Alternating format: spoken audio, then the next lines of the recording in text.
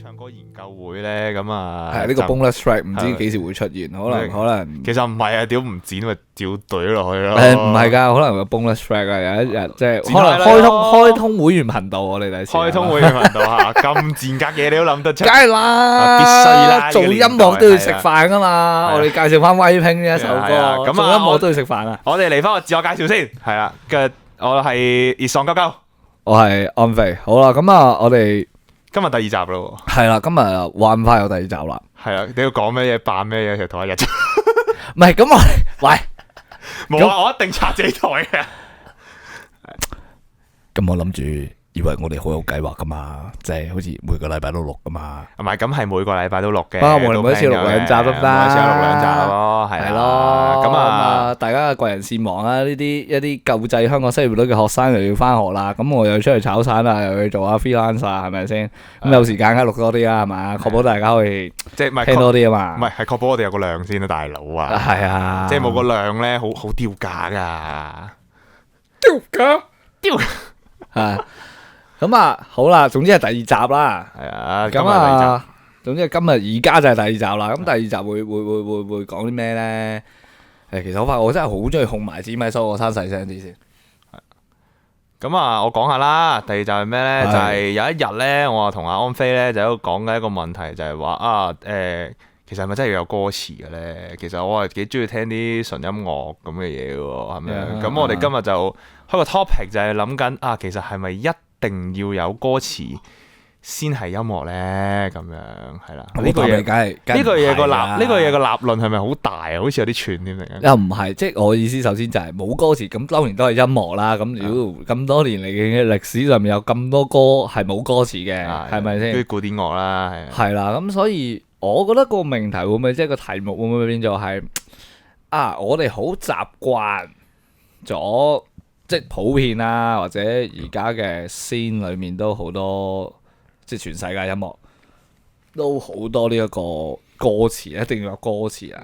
咁當然都有好多呢啲比較 instrumental，即係個人嚟講，我係少聽嘅，係啦。我聽好多 instrumental band 嘅。係啦，所以就今日就睇下首阿鳩係啦，阿鳩係阿鳩咧就講多啲啦，係啦。咁啊講多啲，因為我就即係作為一個可能。比較聽少啲純音樂嘅人嘅角度啦，咁就去參與下呢個討論啊，大家互相學習下咁。好啦，咁啊，我哋飲啖先，飲啖嘢先，飲啖咩？飲杯啦。係我哋都頸渴嘅，我希望咧，我哋飲料嗰方面咧可以有啲 sponsor 啦。咁快啊！咁快第二集就諗講呢啲，一定係可以，梗係落廣告啦，進取啊嘛，我哋實心重啊。係哇，真係，哎呀，壞 bad。好啦，咁啊講翻究竟點解要開呢個？即係唔好講究竟點解開呢個？點解我會聽純音樂先？咁其實咧其實以前咧我都一定要有歌詞嘅，即係其實我係有好長時間咧係好崇拜一啲作詞人嘅，係啦。咁但係當去到拍嘢啦，即係本身我哋其中一份職業就係拍嘢啦，咁樣咁啊，你會睇好多唔同嘅戲啊、動畫嘅時候咧，你就好留意啊，咁樣佢啲配樂咁正嘅咧，咁樣咁嗱，其實嗱，如果真係齋睇港產片嘅朋友咧，可能未必感受咁深嘅，因為舊底嘅港產片咧，其實佢哋所謂配樂咧，好多情況下都係一首歌直接掉落去嘅。係好多呢啲咁嘅情況嘅，但係你當你接觸一啲我當荷里活片啊咁樣，咁其實佢哋都會有一個專屬嘅配樂，有一段OST，即係有一個 album 係專 for 佢哋電影嘅配樂。咁由嗰一刻開始咧，我就開始去接觸去聽純音樂啦，咁樣。咁啊，再繼而就係身旁嘅，即係開始識多咗啲朋友啦，咁樣。因為其實又真係真嘅，真係聽歌識多咗好多朋友，又開始去接觸一啲 instrumental 嘅 band。或者 instrumental 嘅 artist 啦，即係用樂器冇歌詞冇 lyrics 嘅一啲音樂啦，咁樣。咁死咯！我突然間諗唔到點講咩好咧。係啦，咁啊，你當我近期咧就都唔係近期，其實真係 inspire 到我去聽嘅咧，其實係坂本龍人。你有冇聽過？你有冇聽開坂本龍人嘅歌？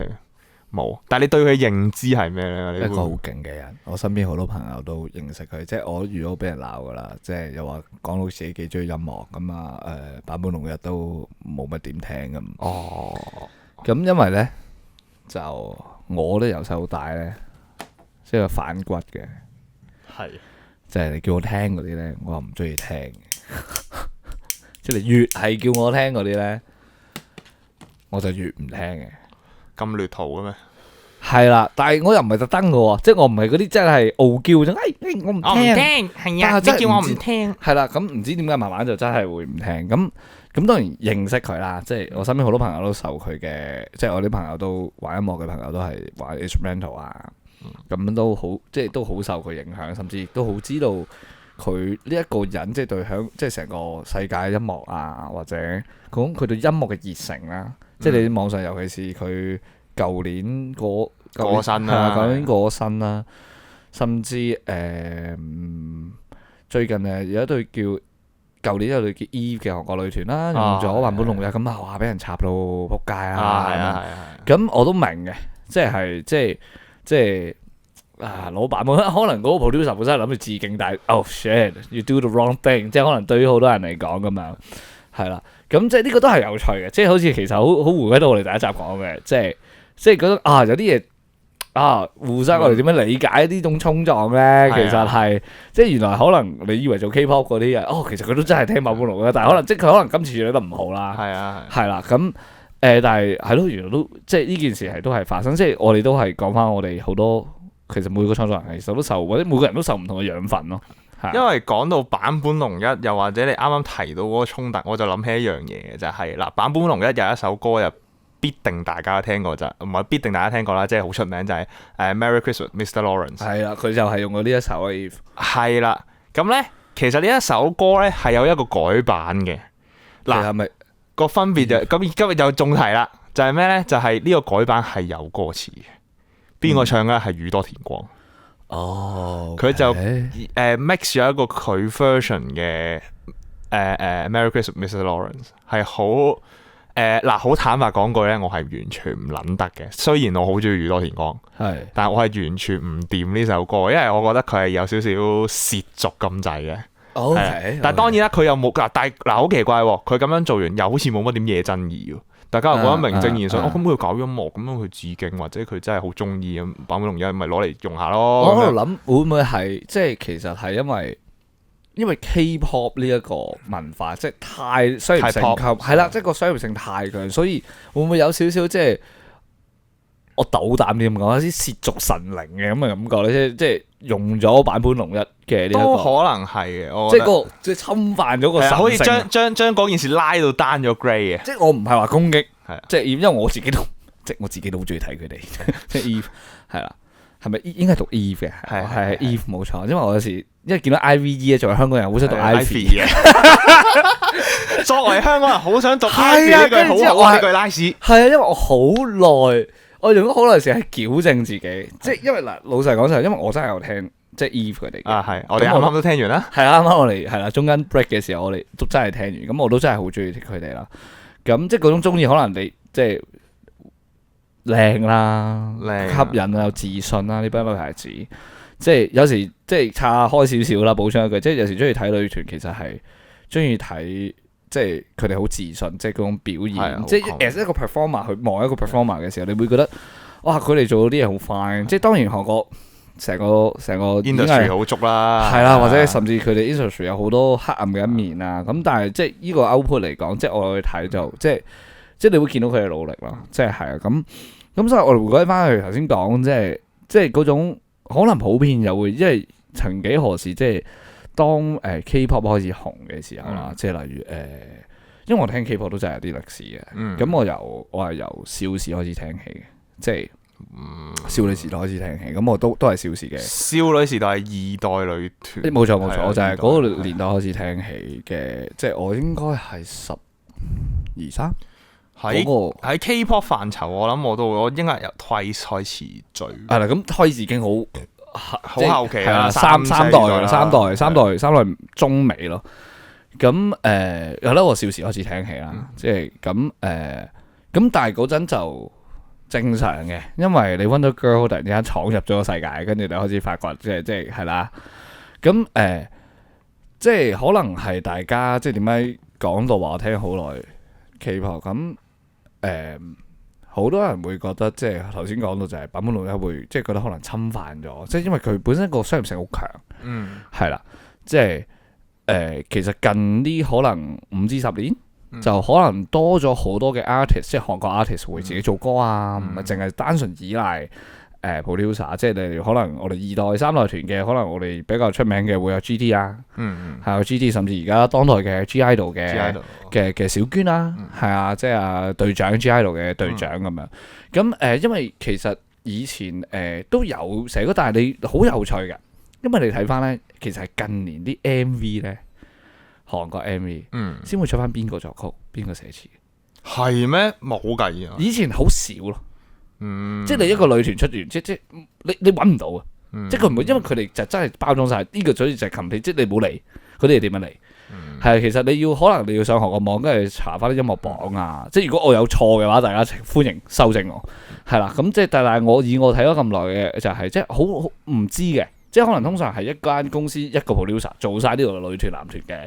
或者佢哋旗下嘅歌手，咁當然IU 咁都係自己寫歌啦，即係唱咗歌手。即係其實韓國都有，但係以前都唔係好，即係韓國文化唔係好提出呢件事，即係唔係好講話俾你聽。其實我自己寫係啦。咁其實去到Forming 嘅袁雅寬嘅，其實佢有啲歌佢都係佢自己寫，即係佢自己去 producer 咁樣。咁所以就即係差遠咗啦，即係可能。嗰個感覺就係可能因為太商業啦呢件事係啦，可能我咁諗啦，即係所以令到好似覺得即係同一個同坂本龍一先生嘅 fans 有啲衝突啦。即係因為曾經何時因為 K-pop 都係即係例如我哋以前啱啱聽 K-pop 嘅時候俾人笑噶嘛。係啊，即係哇！你聽 K-pop 死毒撚係啊，係啦。咁我唔否認，咁梗係因為少女時代正我先睇啦，即係咁。即係總之以前係一個被 make fun of 嘅一件事咯，即係佢哋會去講，喂，你聽 K-pop， 都唔識音樂嘅，係啦，即係會咁樣咯。咁你講到呢一 part，我覺得冇乜離題喎，我突然間諗到個 point 講喎，即係因為我嗱，即係今日嘅討論啊，齋 for 香港本土啦，咁樣係啦，即係。香港咧，其實你問我作曲咧，其實從來都係都好似係俾人忽略咗嘅。但係詞人咧係長年累月都俾人強調嘅，甚至乎其實係冇乜作曲人係出名嘅。香港算唔算係？以前啊，即係如果你要講嘅話，我會諗起即係黃霑先生嗰啲年代嗰個同顧嘉輝。顧嘉輝先，我覺得但係咁多年都係顧嘉輝，即係其他嗰啲可能係咩陳小琪。或者係Eric Kong 啊，Eric Kong 啊咁樣嗰一集，但係 Eric Kong 其實我唔知我對佢認識 swing 啦，因為 swing 啊係啊，即係佢自己趙增熹啊咁樣，但係其實佢哋相對詞人嘅名氣係頗為低嘅。係嘅，咁即係如果近年如果比較出名啲嘅。林家謙咯，冇錯，正常就係。其實以前都有嘅，即係其實以前唱作歌手，即係你黃遠之啊，係啊，黃遠之啊，藍奕邦啊，藍奕邦係啦，係啊，呢一堆啊，咁即係喺我哋印象中，佢就係唱作歌手啦，係啊。但係佢哋冇乜點作過純音樂咯，即係好多情況下佢哋都係作緊啲有詞嘅流行曲啦，咁樣講係啦。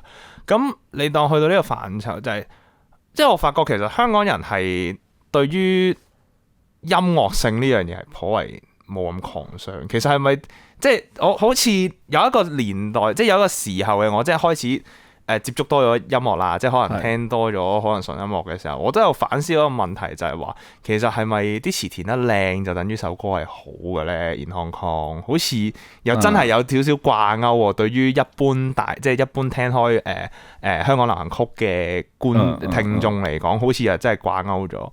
咁但係我會覺得係其實係兩種分別嚟嘅，聽純音樂同埋呢個歌詞，其實係兩種享受。即係之前又覺得，屌你哋太多歌詞，我不屑咁樣。即係你都知有段時間係啲反叛青年啦咁樣係啦。但係而家我會覺得係其實係兩種感受嚟，因為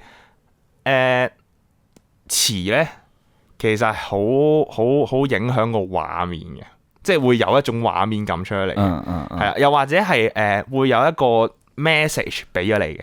即係嗰個 message 好 direct， 就係可能話我想同你講就話綠帽唔怕戴，最緊要除得快咁樣，即係有個道理 project 咗出嚟嘅。但係純音樂咧就唔係嘅，純音樂大多數咧其實係類似係個作曲或者係個 performance 嘅情感表現嚟嘅，係啊 more than 你去用好多歌詞去敘述。That's why。可能我唔知啦，可能係咪香港聽眾係頗為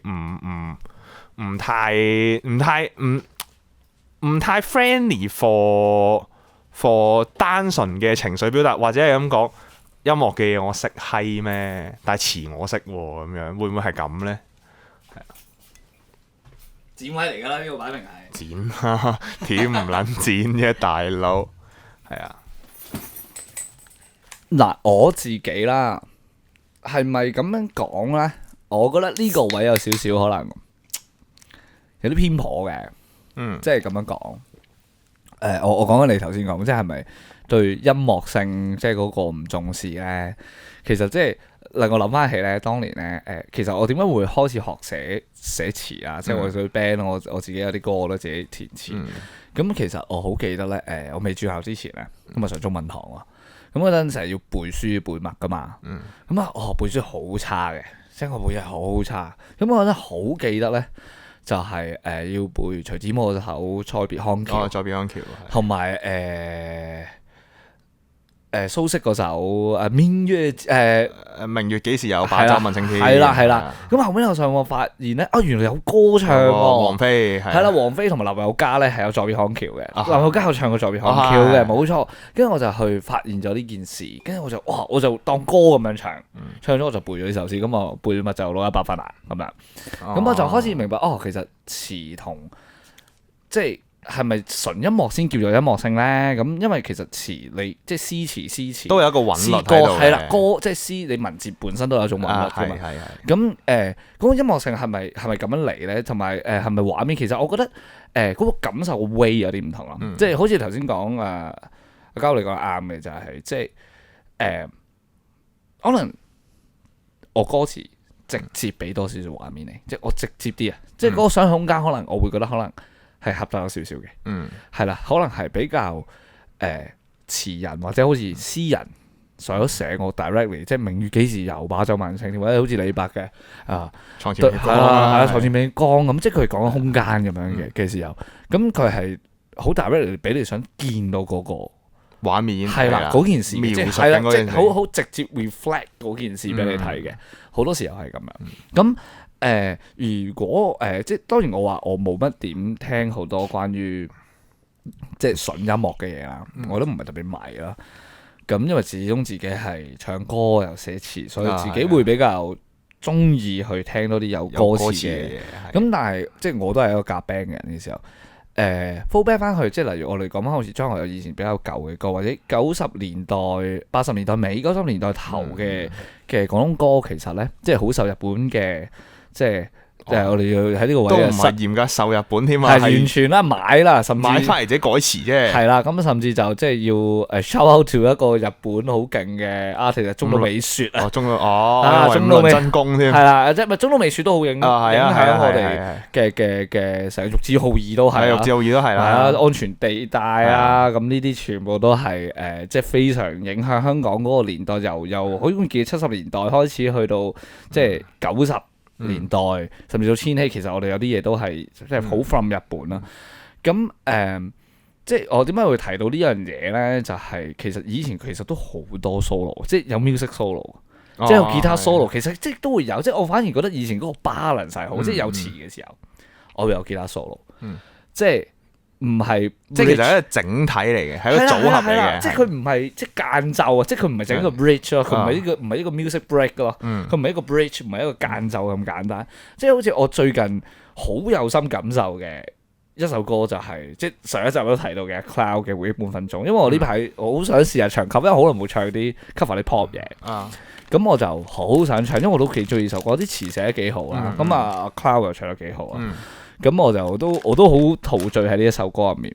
咁無奈嘅就係咧，到最後尾 outro 咧，佢有一段木吉他嘅 outro，跟住我又覺得爭少少，即係嗰段 outro 係幾好聽嘅，好有情感嘅。咁但係好短啊，好短。係啊，即係佢如果佢再俾多4個巴我，即係到喉都廢。係啊，我就好似 feel 到嗰種畫面感更強。即係因為佢每半分鐘做到呢個份詞係講佢再撞翻個男仔嘛。即係你的手半你手上的戒指半掩着。即係你 chorus 嗰段。係啊，我知，但係即係佢最後尾係你的手上的戒指半掩着，即係佢即係個男，即係其實應該描述緊個男孩子即係應該結咗婚啦，係啦，遮住隻結婚戒指咁樣，即係撞到有少少尷尬。咁如果個間奏有啲咩功能喺度，即係唔係間奏 sorry， 即係最後尾嘅如果嗰條 outro 嘅純音樂，我就會想像到阿 Cloud 坐咗喺嗰個公園嘅長凳，慢慢個鏡頭拉歪。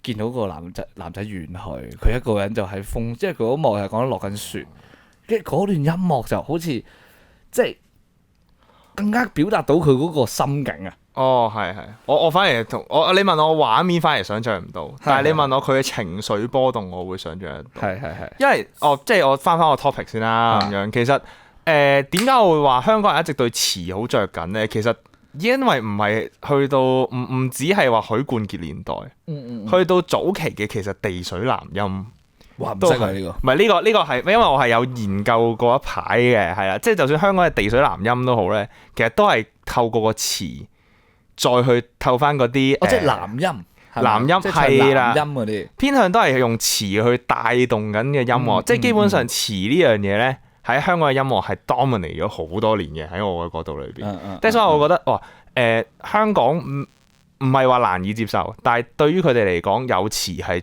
familiar 少少，即係更加親和少少。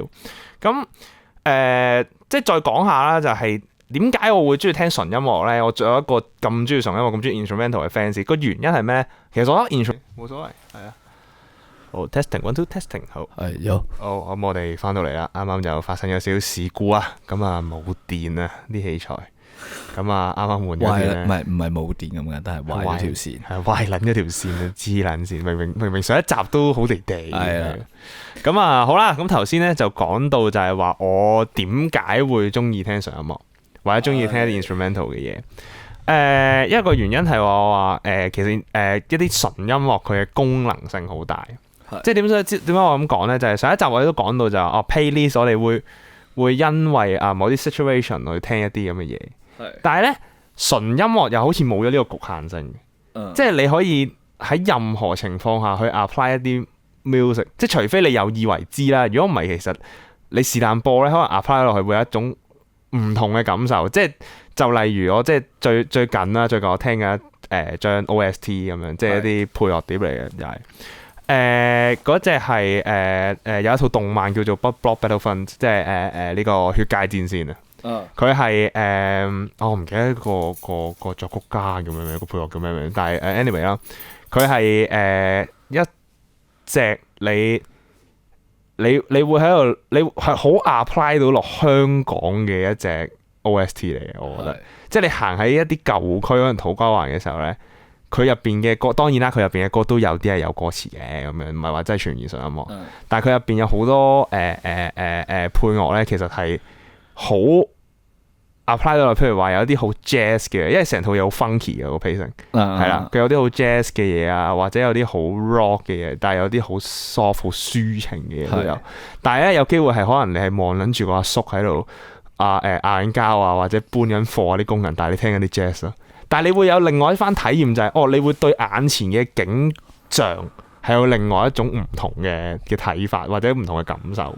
即係所以我會覺得知道就係純音樂有趣嘅位，就係佢冇局限咗我去點樣諗音樂呢件事，或者諗嗰首歌係想表達啲乜嘢。即係呢個就係我覺得係咯，純音樂嘅好處咯，係啊。因為你頭先提到 OST 啦，即係如果你話我聽得比較多嘅純音樂，我諗應該都係 OST 啦，即係可能係如果我講佢最近最有印象嘅 OST 就係 Kamen Rider 嘅 Black Sun 嘅嗰個嘅 OST 啊，因為我聽又有少少唔同嘅，點解咁講咧？因為即係我睇晒啦，成個即係成個劇集咁樣電視劇，咁我每次聽翻嗰啲歌咧，我就諗翻起即係嗰個，即係佢又好似 recall 我去翻嗰個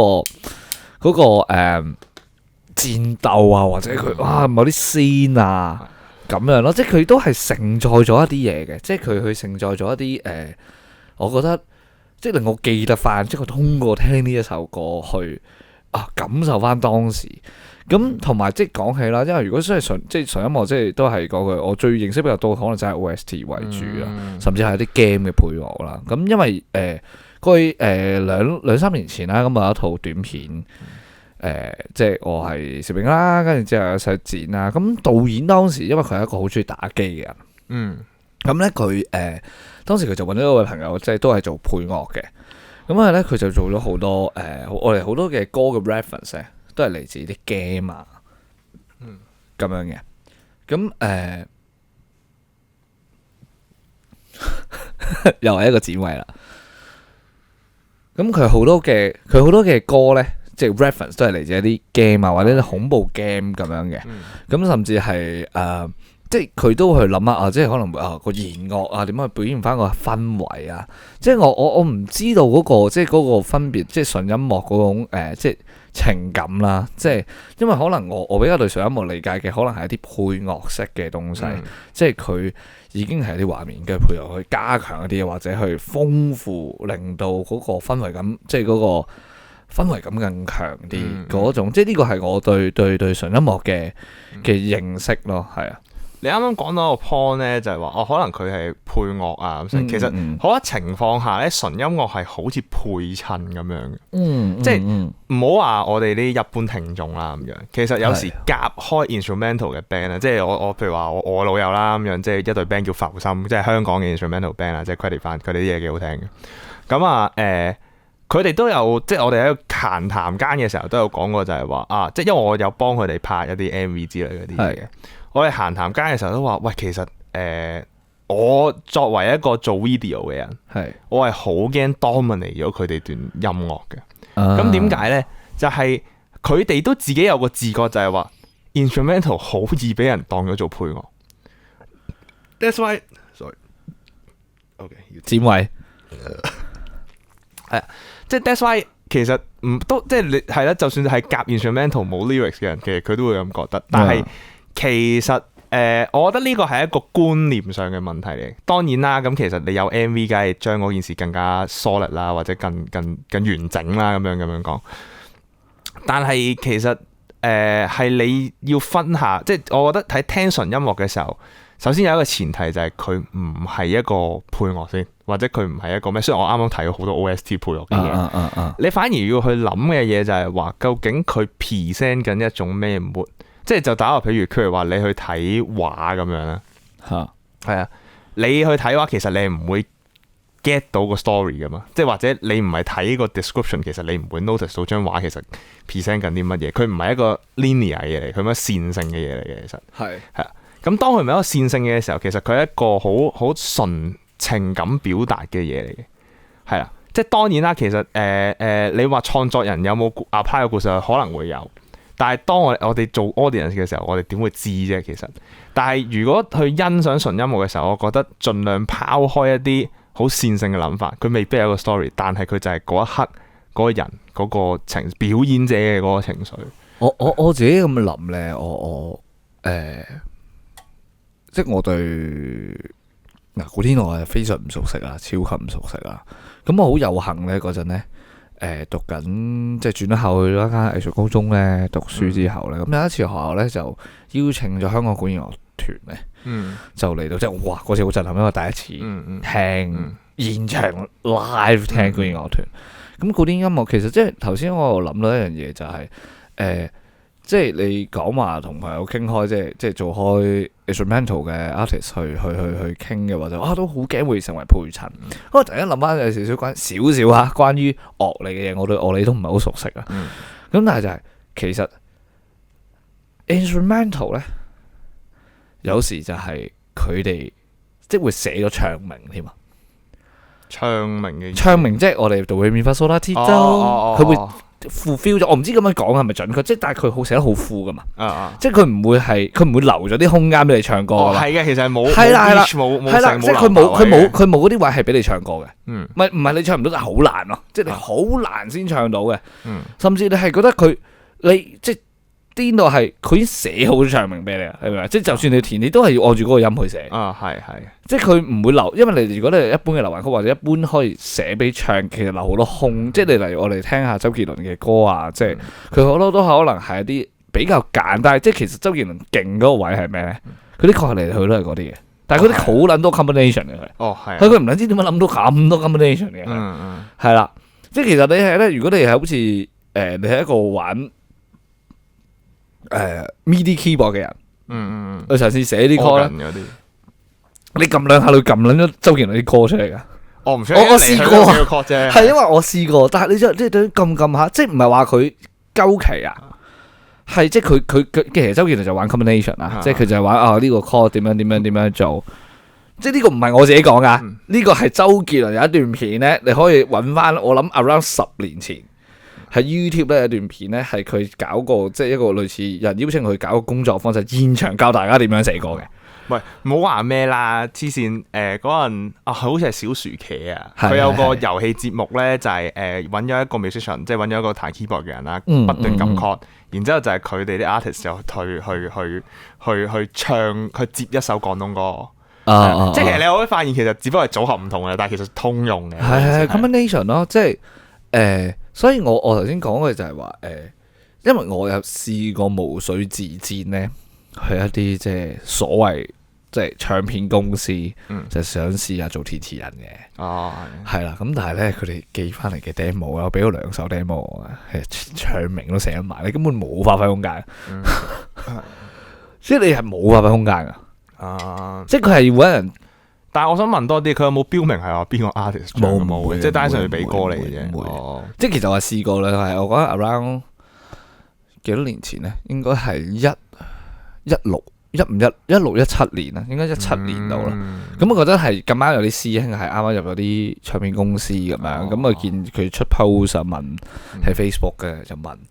咁我想試下咁樣，跟住嗰陣都因為嗰陣喺台灣讀書嘅嗰陣，咁就喺香港啲師兄，咁我嗰陣冇乜點玩音樂嘅，因為咁就好想揾個方法去 get into 翻，因為我已經冇夾 band 啦，咁嗰陣我又未開始做 rap 啦，係啦，即係都係玩下咁樣，即係只不過你未立心去做一個音樂人啦。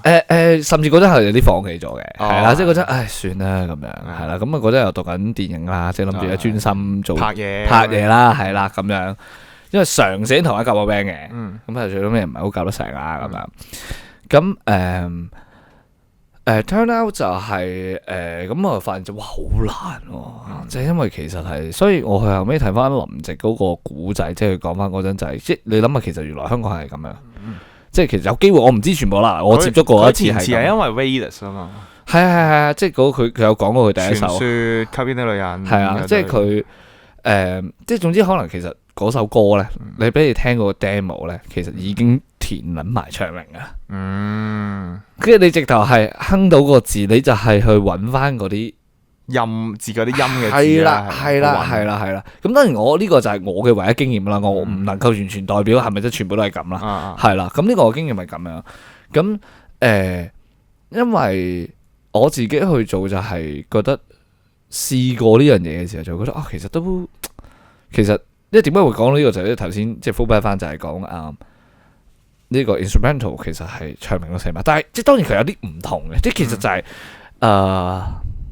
我再 develop 下先，係啦，因為以我所知咧，我識嘅玩 instrumental 嘅人就好似冇做到呢個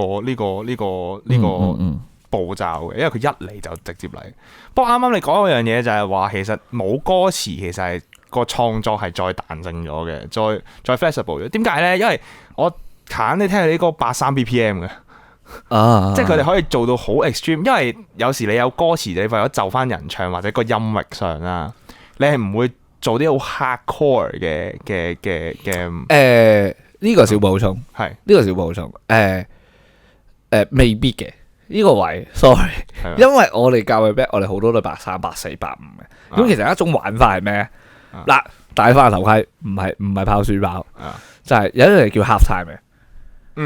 half time 嘅意思就係咩咧？你首歌84，我唱70 BPM， 70 BPM 係啦，其實會中嘅，因為數學嚟噶嘛。OK 係，因為係數學，即係 half time 咯，即係類近係一個咁嘅 concept 咯，即係好啲嘅分我唔知點樣好具體講啊，但係大概係咁。即係你440變咗16拍。係啦，即係或者係佢，總之係140 BPM。咁我唱70咯，我唱一半。係啊，即係所以即係有一個好通俗嘅講法就係，越快嘅歌就唱得越慢。越慢嘅歌你可以排得密啲。長知識。係，即係嗰個感覺係咁樣嘅，因為其實你去聽翻例如 hip hop 啊，或者 metal 嘢啊，或者甚至一啲punk即比較快，其實有時佢哋可能你認啲數，其實你聽翻其實佢唱緊 half time。係啦，咁所以未必係成立你嗰個位嘅，係啦，即係咪會唔會係咁？咁當然我都聽過啲即係寫到8、9咁就好難唱噶啦，真心。係啊，通常8、9點填得好密啊，因為睇得太密，即係我覺得唔係話唔完全成立你嗰件事，即係但係即係我嘥出嚟講翻，其實有可能會做呢樣嘢，但係如果 instrumental 好強嘅話，通常佢哋都寫得好 full 嘅，係啊，即係起碼一定好 full，即係84佢真係填密晒咯，係咯。不過我頭先都一直講緊就係話，即係 Only 首歌啦，但係我哋冇講 performance live performance。其實最近即係唔係最近，其實係講緊仆街幾年前咧。今年幾多年啊？2025係25年。Wake up bro。sorry。唉，我哋呢啲仲沉睡緊啊。Wake up，wake the fuck up。唔係咁，我20年嘅時候咧，就約聽咗張敬軒同中樂團港樂嘅一個 concert。首先咁講，真係 credit 翻張敬軒真係好勁啊！即係聽完 live 喺嗰度，哇！係啊，即係係啦。咁咧，其實佢同中樂團合作咧，即係張敬軒有樣嘢真係好欣賞佢。佢雖然係一個好即係依家都叫地位高嘅歌手啦，當然啦，佢已經，但係佢都好留空間俾人去發揮真係音樂嗰樣嘢。佢有一段嘢就係其實有好多嘅，佢有好多中間嘅間場咧係由後面中樂團去做。係啊，但係其實你會好 feel 到就係佢哋。即係當然啦，你可能聽完上音樂嘅時候，又冇張敬軒啲歌詞或者冇佢 performance，好似好慘咁。但係其實唔係，佢嗰段嘢係完全將嗰個表演係升華咗。即係打個譬如話就係佢有一首就係《披星戴月》嗰陣有個 song 呢，係《披星戴月》。咁啊喺《披星戴月》開波張敬軒唱之前咧，係一段前奏就係阿杜煥，即係男音嗰個杜煥係啊。sorry 嘥出少少啊，即係你當以前有個阿叔就好中意唱客途秋恨咁樣嗰啲嘢啦，係啦。咁啊，杜煥一段錄音，然之後再加一段前奏。呢啲位就係我翻去讀書啦。唔使嘅，呢啲你唔係戇鳩，你都唔會去讀嘅。喂，係爆咪，因為我戇鳩啊，因為其實我戇鳩，我自己嗰陣好無聊去走去 learn 呢咁嘅嘢。sorry，唔好意思，我為我嘅爆咪道歉。咁啊，嗰陣就係嗰段間奏係將佢之後嘅 performance 係升華咗，即係佢就好似你頭先咁講，就係話其實都會有吉他 solo 咁樣嗰啲，同一個效果，即係而且係聽完嗰段嘢，我唔記得佢仲有一首係死啦，唔記得咗有一首 Edgar 作俾佢嘅歌，又係喺前段，又係有一段唔係有一首係咪無名花啊？以前林二汶唱嘅無名花有再現，我唔撚記得咗啦。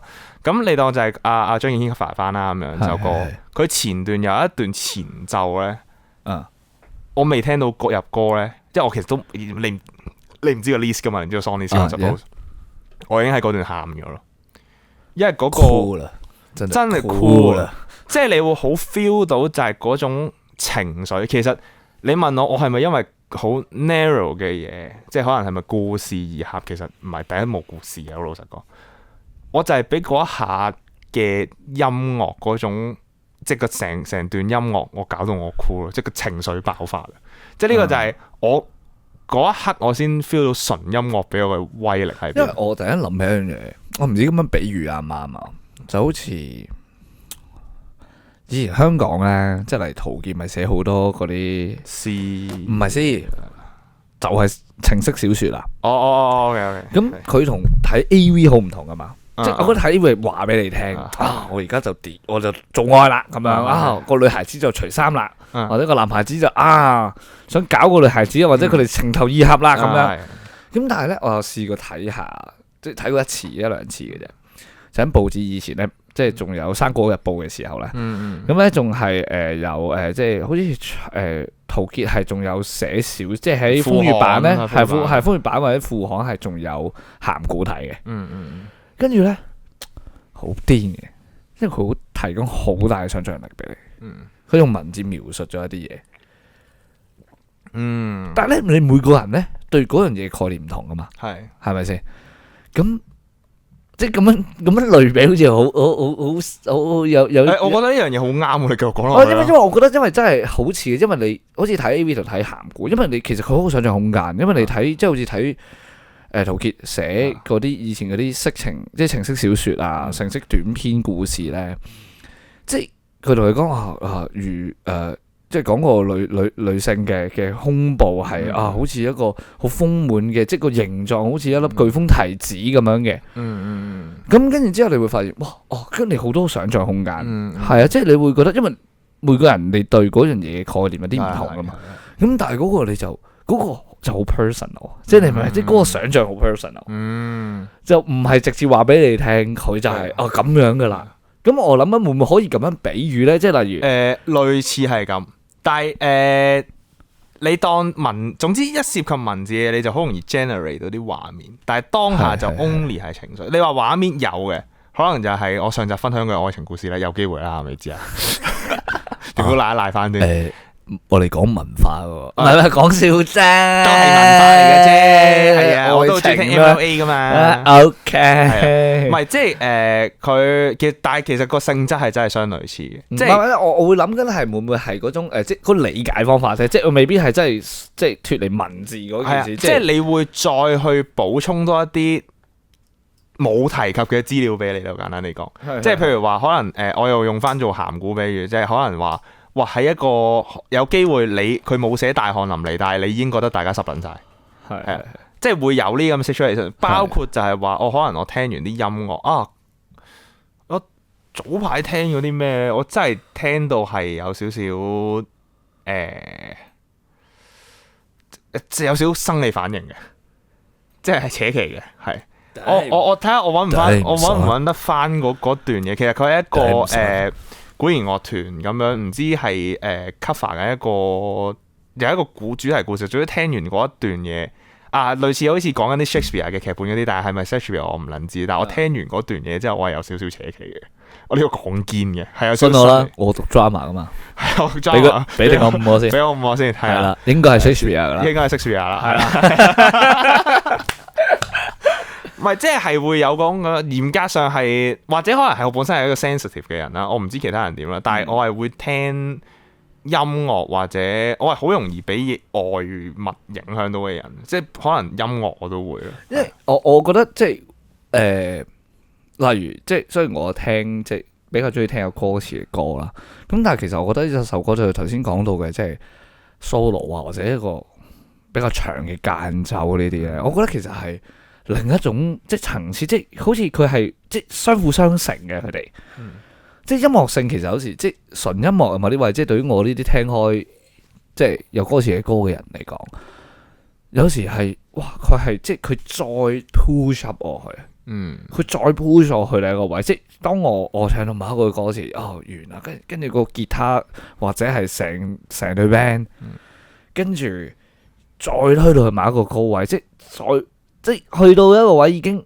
我有少少感覺會好似我不能言語啦，我不能言語，我講到呢個位，我講晒啦，我用即係已經係高潮啦，係啦，即係我唔係高潮，唔係高潮話係我講唔到落去啦，我而家只可以靠音樂大家 feel 啦 ，only 係 feel 啦，係啊，你就去感受呢件事啦，因為所以就係有時而家啦，我而家其實就都幾 prefer 聽純音樂嘅，個原因係咩？諗少好撚多嘢，係係啊，即係 only 就係 feel 咯，係啊，即係去到退回多一個層次啊。音樂係咪會引發人思考？係會嘅，但係 at this moment 我就係想去 feel 咯，感受去個當下嗰個 feeling 係點。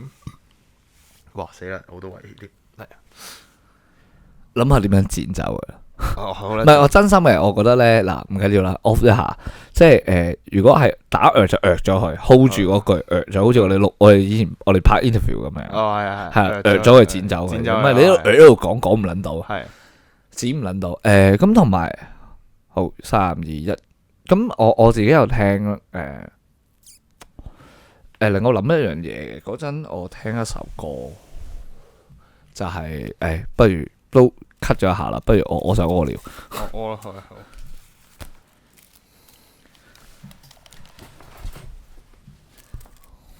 都係嘅。喂，其實都好靜，其實係啊。唔係多謝呢啲防火板，其實老實講係錄緊嘅。OK。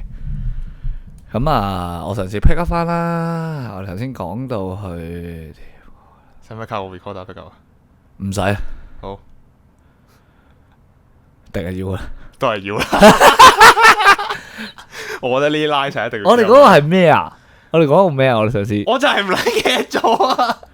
因為我係講我講啲乜鳩？我講緊就係話其實係你 focus 喺當下個 feeling 啊，係啊，類似係咁。然之後就開始咗胃氣，然之後就話不如咁啦，30分鐘啦，咁不如就屙尿先啦，咁樣係啦。咁啊，其實唔使開個新當下係啊，當下咯，係啊。因為我自己去聽，即係頭先我未講完嘅就係第一次聽即係管弦樂團啊。係喎，其實一直都係啊。頭先我唔知點解好快，我哋都話我哋 off topic 大師，我哋終於諗到自己個名嘅就係括弧上次不 off topic 大師。係啦，咁唔好意思，因為我同阿鳩嗰個腦袋咧跳得好撚快，係啊，即係我哋啲跳接得好快，我哋個人係咁啦，即係我哋上次好疏理地去講，即係咁樣噶啦，即係抱歉大家好辛苦，我哋未來會努力改善，努力改善嘅係啊，辛苦大家啦。咁即係頭先講到係即係第一次真係親身坐喺現場聽即係管弦樂團啦，好撚震撼啊！好即我真係毛管戙到仆街。咩感覺？其實即係你嗰種好似俾人洗禮緊咁啊！你明唔明啊？哦，即係好似俾洗刷緊你嘅心。係啊，即係你咁冇話身體，其實身體先啦。即係你即刻俾音樂沖涼噶嘛。因為佢好，因為佢哋其實嗰次我記得印象中啊，應該係唔係呼成條管弦樂團嚟晒嘅，即係一部分啫。係啦，一部分，好似係青年軍嚟嘅一個隊。係啦，香港青年管弦樂團嚟嘅。咁跟住大概30人到20-30人嘅，咁其實都好多噶啦，即係，但係你知佢哋平時個規模係唔止啦，即係可能再多少少啦，10至20個人啦。但係我真聽，我記得哇，好震撼，即係嗰個音樂嗰個感覺，其實就係哇，即係無論聽咩音樂都好，即係即係嗰一次聽管弦樂團，第一次咁接近現場去聽嘅時候，係會覺得。Fuck! I can feel the power, the power of the music. 即係好誇張，甚至我係覺得我係有畫面嘅。即係嗰個畫面就好似頭先講，即係十九才子叫咩名？陶傑係啊，陶傑剪埋啊！唔好前十九才子咯。陶傑係啦，啱啱講，即係頭先講到陶傑嗰個即係佢寫即係嗰啲情色小說嘅時候，即係佢好似我提供畫面，即係我你俾文字洗禮咯嗰下就係啊，即係但係我聽管弦樂團我就俾音樂洗禮，即係我甚至以前細個睇 metal show 咧，好中意企喺十佬面前咁即係以前我講係我最有印象嗰場 show 係睇咩咧？喺 HA。第3代嘅時候，即係做緊觀塘，係啦 HA 嘅時候嘅嗰一場 show，我唔記得，因為我嗰陣都喺HA 睇過即係第3代睇過幾多場 show。我最記得有一次我傻咗，企咗個十佬面前，跟住我覺得咧，跟住個十佬心臟咧係啊緊係咁轟你，係咁轟你，係咁轟你咁，跟住我就係咯，即係有種被洗禮咁嘅感覺。咁因為其實去到後尾你例如你睇下外國咧，其實好多 metal band，即係例如Bring Me The Horizon 啊，咁其實佢都有同一個管弦樂團合作過，甚至即係例如 metal 裡面嘅一個genre 裏面其實有一個叫 opera metal 啦，亦係 opera metal 啦。咁甚至有啲 Gothic metal 嘅 band，其實喺以前都會即係久不久咧，都會同一隊可能小型嘅管弦樂團，可能10人啊、20人嘅，喺一啲歌劇院裏面做嗰啲 show。即係其實如果大家有興趣聽下，其實可以上網去揾下呢一個Bring Me The Horizon 嘅。有一個同管弦樂團，即係你冇諗過兩樣咁遠嘅嘢溝埋，其實咧都係非常有想像力。咁加上即係我本身有唱 screamo 啦。咁咧我喺台灣讀書嘅時候，咁因為我哋係一間藝術大學啦，咁有啲係真係即係唱即係音樂係唱古典嘢嘅，係啦。咁我又識即係飲酒嘅時候識咗幾個真係唱 opera 嘅。咁一位係男中音啦，係啦。咁我最近得知佢嘅消息就係佢冇唱啦，佢係賣咖啡嘅，佢做咖啡嘅，喺台灣做炒咖啡頭嘅，我見到幾開心咯。我唔知點解佢竟然會 follow 翻我，開咗新 IG 會 follow 翻我都幾開心，會記得我呢位朋友。咁我同佢討論過一件事嘅，咁就係即係佢話，你唱 screamo 嘅喎，跟住咧我哋就喺度討論，咁話咁你唱 opera，咁我哋就即係研究大家嘅 singing skills 其實有啲咩共同咧咁樣，跟住我哋講好多嘅呼吸法啊，或者係即係一啲嘢，其實有好類同嘅喎，原來，即係你覺得好似分野好大，即係哇佢唱 opera 嘅，跟住我唱 metal screamo 嘅，咁大家玩緊做緊嘅音樂類型都唔係好熟悉啦，咁即係一知半解啦咁樣。咁傾來講，唔係喎，原來我哋都好多共同之處，即係跟住我都嗰下覺得好有趣嘅，即係我覺得哇，原來係咁嘅喎，即係我都甚至去喺佢哋學到一啲呼吸法嘅，即係例如叫我擘大啲個口啊，係啊，擘大啲個口長嚇，你咁樣響亮啲嘅，佢即係例如同我講話，想像個音走出嚟，kind of 都係佢俾我一啲小技巧嚟嘅，嗰陣去教我就話我成日把聲好似覺得焗氣，我哋試下想像。你個聲咧唱出嚟，嚇，俾個 direction 佢，係啦。咁咧你跟住真係慢慢試下咧，shit，跟住又好似真係響啲喎，出啲喎，係啦。咁所以即係有 off topic 啦。咁但係就係即係我哋可以整個 count 喺度，佢已經 off 撚咗幾啦都係啦，係咁所以。即係呢一種，即係其實都係咪 off 咧？即係老實講，即係我哋都係上次開個 topic，跟住上次係講下其他嘢啦咁樣。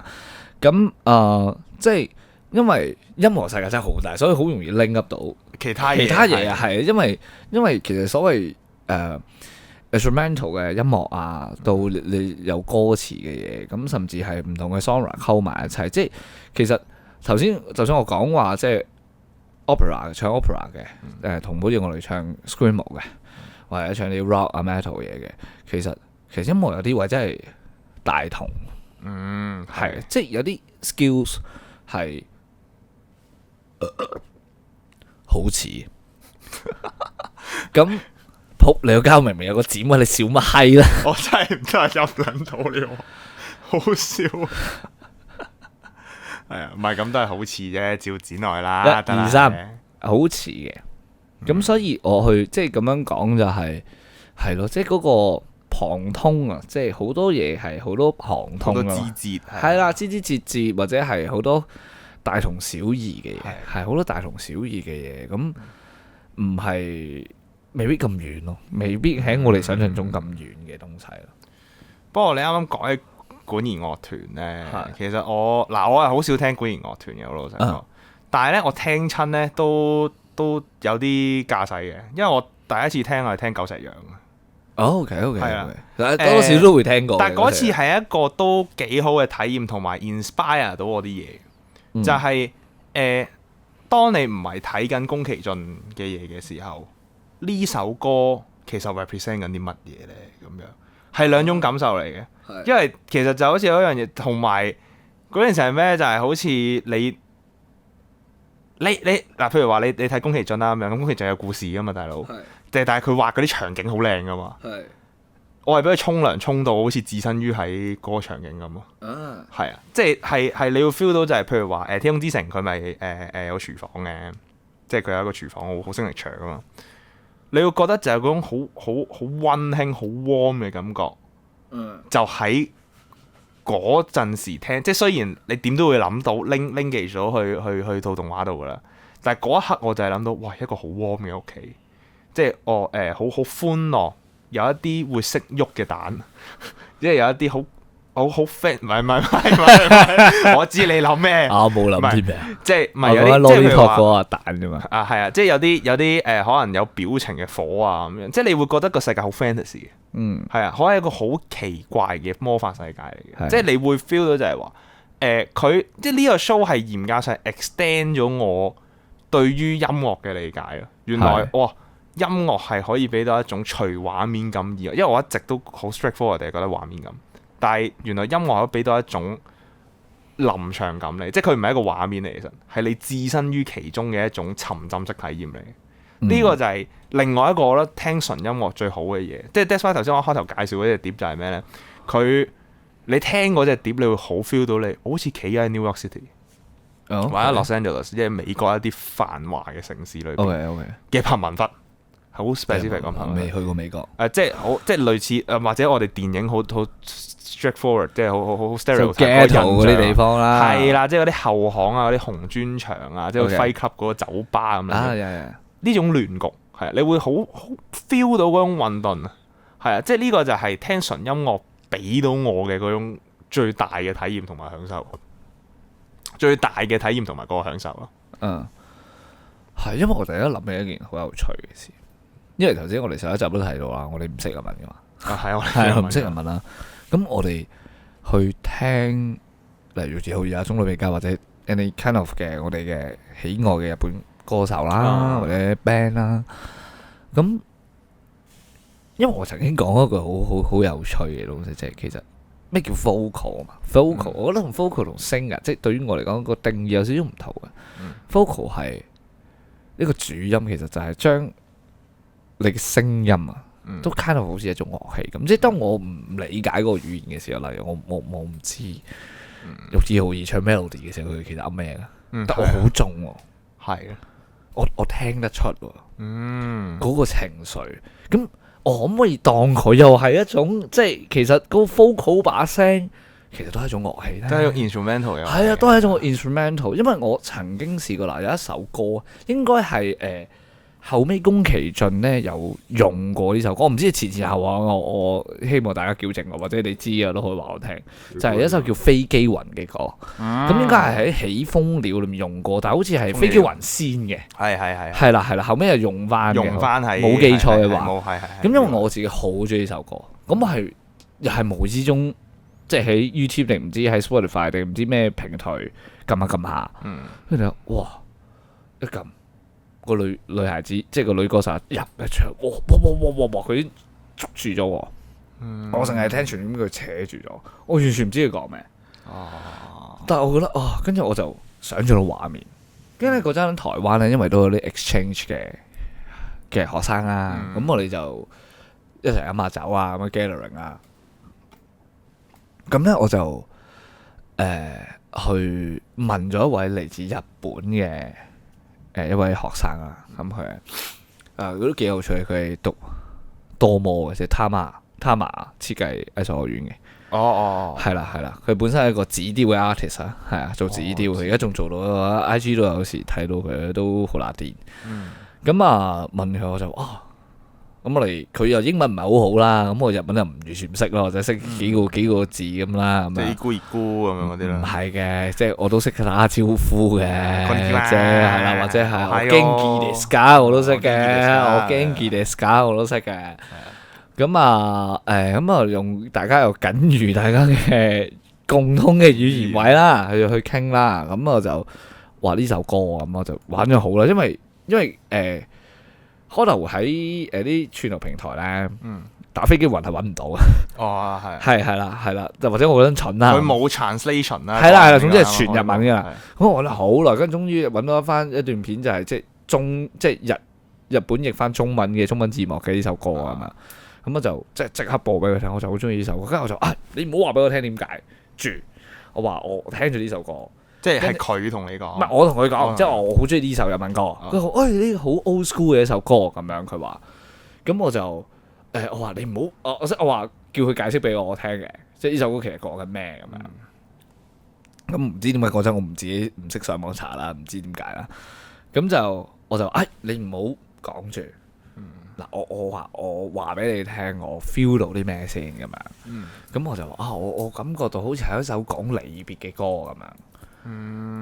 我想象到係一個即係好似喺嗰啲日本嗰啲海皮啊，即係海邊嗰啲炎炎夏日，跟住之後啲海鷗飛過，跟住有個高中少女行過，跟住回憶緊一啲嘢，應該可能係一啲朋友友情嘅，應該關於跟住佢就同我講係呢首歌就係講呢樣嘢。咁後尾我再查翻啦。咁原來呢一首歌咧，其實本身係寫啲咩嘅咧？就係其實咧，當年咧，好似係真實故事嚟，好似嗱有待再考證啦，因為都好耐年前去查呢件事。咁就係即係講個女歌手或者定唔知寫歌呢個人啊？其實呢首歌係寫俾佢17歲嘅一個女仔朋友嘅。咁個女仔朋友就係因病死咗。係啦，咁就係講翻即係飛機雲啊，即係點解係飛機雲？其實講飛機雲即係講飛機咧嗰個氣流咧，咪飛嘅時候裏面天空望到一嚿氣流嗰個雲嘅，係啦，其實就係講嗰嚿雲啊，就係即係嗰條煙就係飛機雲嗰個意思，就係呢一嚿嘢啦。咁佢就大概就係即係佢朋友死咗，跟住佢就用呢首歌去紀念翻佢哋之間嘅友情。即係嗱，大家信唔信都好啦。嗱，我係冇吹水嘅，即係我真係當時係聽到咁樣嘅畫面，去問個日本人。佢同我講大概意思係咁，跟住我再查翻係咁。咁咧，你而家喺 YouTube 咧揾到一個比較 rock 啲嘅版本嘅，係一個 live version。哇！我係有一次聽到喊啊。OK，係啦，即係特別嗰陣已經係知道首歌講咩啦，咁樣。咁所以就我喺度諗，其實外語歌會唔會咧某程度上係一種 instrumental 嘅音樂咧？係啦，因為我唔理解嗰個。你又俾咗個新 point 咗去，係咪係咯？去諗呢件事喎，係咯，即係因為我唔識日文咁，即係例如或者我唔識韓文咁嘛，係咪？係咯，你又搞到係咯，你又搞到件事好大同啊！而家嗰件事又即係好似又冇區分翻，即係又好似嗰條界線又模糊咗啦咁樣，係啦，即係冇咁區分到就係話純音樂，因為我哋廣東話就講即係中文咧，就用純音樂去講，但係其實而家好似冇聲，唔係啊，有聲嘅 OK。即係呢個隔音得好好啊！我哋中文啦，我哋會用純音樂去講，就好似冇歌詞就係instrumental 類似呢一類嘢，或者係揸樂器嘅就純音樂。但係你咁樣講就係話，其實好似係如果一個 situation 我哋唔理解歌詞嘅情況下咧，我哋都係 focus 嗰個音樂性嘅。其實唔係，其實我而家諗翻起，突然間諗翻起 jazz music，jazz sketch singing。係 sketch singing，即係佢哋 jazz 冇歌詞㗎，係啊，即係佢嗰啲，即係其實會唔會可能都係呢樣嘢咧？其實又好似係喎，即係係啦，你呢個 singer 同 vocal 呢個 concept 又好似 break 咗呢一個純音樂呢個概念。係咯，即係因為例如去到，因為我真係突然間諗翻起 sketch singing。但係你呢樣嘢就其實係證明，即係唔好話證明啦咁樣，即係又講咗一樣嘢，可能俾香港觀眾知就係話，其實我哋未必其實即係真心咁講，聽中島美嘉嘅，其實可能都未必個個都識日文咁樣。都當然啦，即係或者去聽一啲日本歌手，未必識日文，但係其實我哋係好多情況係俾佢哋音樂性去刺激到。That's why 其實詞係又好似真係唔係話必須要存在喺 music 裏邊喎，咁樣即係好似又證明咗呢件事。係，即係佢即係好似都我第一次聽 Melody，即係因為 Melody 呢首歌，玉啲好似 Melody 呢首歌係佔據咗我每年播放量頭1至2位嘅。係。我試過一年係好癲嘅，第一位係玉置浩二版，第二名係安全地帶版。咁你都得？係其實我係接受唔到安全地帶，唔係我係唔係接受唔到嘅，即係我係冇咁 like 安全地帶版嘅。其實唔緊要，但係總之就係有一年我就係唔知點解頭一二名係就係咁樣 loop 都係 Melody， 不過係兩個 version。咁係咯，即係我覺得去到即係 vocalist 同埋即係其實 somehow 其實係有啲 slightly 嘅分別嘅，即係 vocalist 同 singer 係啦。咁所以我自己覺得係，即係我會成日講係玩聲咯 ，vocal 係。OK。vocal 係一個玩聲嘅人咯。你嘅聲你自己聲線就係一個。即係係啦，你就喺度諗啊！你把聲可以做幾多唔同嘅效果，有唔同嘅 tone，你有唔同嘅 expression，你有唔同嘅東西去做一啲特別嘅聲。即係其實即係好似 beatbox 咁樣。beatbox 都係咁啊！即係未來有機會就即係揾啲 beatboxer，即係有啲朋友上嚟傾下偈啫。對於聲音呢件事，係佢都係one of my relationship 或者係瘋狂 send reel 俾佢嘅 IG 好朋友。係啊，因為我同佢就係 relationship。relationship 係 relationship。我好似學到個新 term。係 relationship，真係好似係有嘅，網絡上有呢個 term 嘅 relationship，REEL relationship 係啊。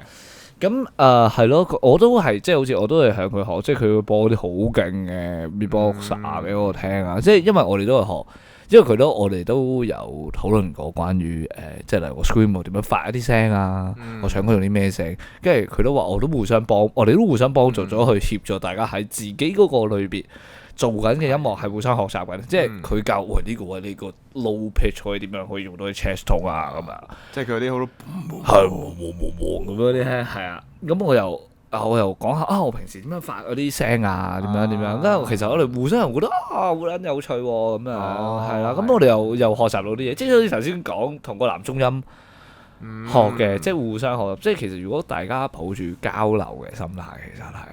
好多正嘢嘅，係好撚好玩嘅，因為你覺得好似完全唔埋欄嗰啲嘢咧，其實最後唔知點解會去翻同一條路，係啊，或者係喺同一條路度叉出嚟嘅啫。係啊，即係你覺得好似例如 metal 咁，你 metal 又可能同 punk 有啲關係啊，同 rock 有關係。即係其實如果你係按照 Wikipedia 或者可能 somehow 嘅所謂音樂史上。其實 metal 都係 from 搖滾樂嘅啫嘛，係因為有係啦，即係佢有 rock， 跟住甚至發展咗 hard rock， 跟住之後慢慢再 develop 出嚟嘅即係 metal。咁例如你而家翻去聽 Queen 唔係 Kiss， 你都唔覺佢好 metal 噶，好 metal 嘅，但係嗰個年代佢係叫華麗金屬，係啊，華麗金屬，即係會 dress up，即係甚至有人去即係少少炒話題啊，即係有少少影響到日本嘅視覺系嘅 visual， 係啦 visual， 即係有少少影響嘅，即係係啦咁呢啲啊有機會再同大家講啦，因為小弟都即係好中意 metal 啦，有機會可以同大家即係搖滾音樂史我唔敢講，係但係我可以即係分享下我即係對唔同嘅理解啦，係啦，唔同嘅金屬分支，因為其實金屬嘅分支係好多啊，即係重型金屬音樂其實係好多分支，即係你淨係上 Wikipedia 你已經超級多，係啊，超級多 black metal、power metal、gothic metal、speed metal 啦，例如好似baby metal 嘅kawaii metal 係啦，即係你都好多唔同嘅分支咁樣。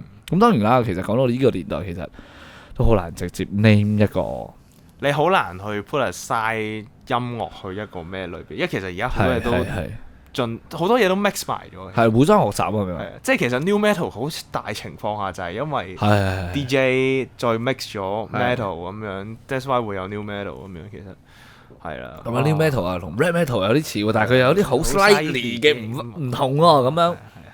咁今日好中意用 slightly 呢個 term，slightly，a little bit，係啊，扮下 ABC， 唔係講笑嘅。咁係咯，咁所以我覺得即係去到音樂性上，或者係 instrumental，或者係去到即係歌唱又好，或者有冇歌詞都好，其實百貨應百客啦。大家去按照唔同自己嘅，即係其實個立論就係、音樂係冇乜所謂嘅。係唔係冇乜所謂？即係冇話必然嘅。係啊，冇所有嘢都冇。即係我哋頭先唔小心揾到個 breakthrough 位噶嘛。係啊，就我唔識聽嗰啲語言，佢都可能係一種音樂嚟喎。佢都係 instrumental 嚟喎。佢都 instrumental，我都唔知佢噏乜嘅。唔係，其實應該咁講就係撇除，即係唔好話撇除啦，即係呢個年代啦，我覺得呢個 generation，大家可能對於音樂嗰個類別或者係個表演形或者個形式。即係我覺得可以放低少少嘅，因為其實好多嘢都係大同嘅，好老實講。哇！我哋好和平添。唔係其實係聯合國有冇興趣揀我哋做？諾貝爾和平獎應該要頒俾我哋，係應該要搞我哋啦。係啦，即係其實係好多嘢大同嘅，大家可以即係盡量可以去拋開多少少，用唔同，即係其實每樣嘢有佢欣賞嘅方式嘅，我覺得。即係可能有中意嘅，當然可以屌啦。唔中意梗係屌，可以。但係理解我先咯。係理解完再屌咯，係啊。唔係咁，你屌得型啲啊！即係我唔係，因為其實我覺得呢個 platform 最好就係讓大家去揾到一個方法去 learn 就唔好話去 learn 去接觸一啲未接觸過嘅嘢。嗱，呢個就係我想搞呢個 podcast。唔係，甚至我哋都係想接觸唔同嘅嘢，即係希望到大家嚟。講一啲我哋即係老實講，一個人每日有越嚟越撚左膠點算？唔係咁，Nomi，我係左仔，我唔係左膠，sorry。咁即係我覺得理解好緊要嘅，所以我都其實真心其實係好想即係即係等大家指教下我哋嘅，即係分享一啲，因為真係講真，一個人識幾多嘢啊？係揾有幾多時間研究幾多嘢，係咪先？咁總有我哋知識嘅盲點，我哋總有我哋一啲。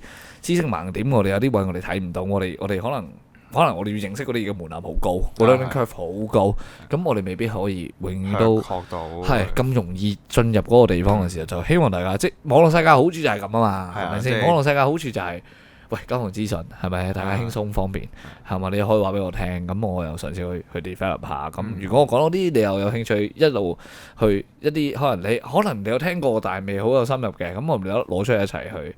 傾下偈咁樣，因為我哋唔係建立權威嘛。係啊，我哋單純其實係純粹兩條馬騮喺度傾下偈咁樣，睇下有冇人同我哋繼續傾下偈咁樣聽，即係去喺傾偈嘅途中學下啲新嘢咯。呢個就係咁嘅啫。係，因為我覺得 keep 住學習都係緊要嘅。緊要。即係對於我自己嚟講，做創作又好，即係。